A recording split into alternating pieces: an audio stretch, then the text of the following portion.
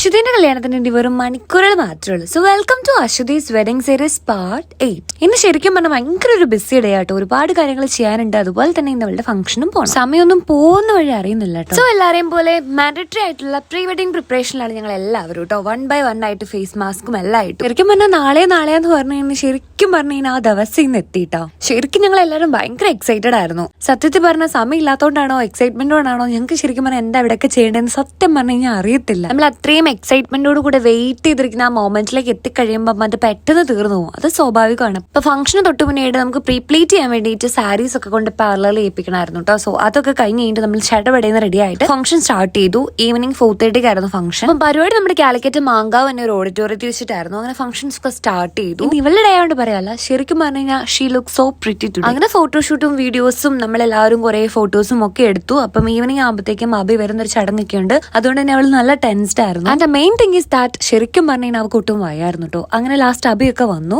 അങ്ങനെ ഫംഗ്ഷൻസ് ഒക്കെ ഷടപടയെന്ന് കഴിഞ്ഞു. അപ്പം നാളത്തെ കല്യാണത്തിന് കാണാം. അപ്പൊ ശരി. അല്ല വെയിറ്റ് ഫോർ 9.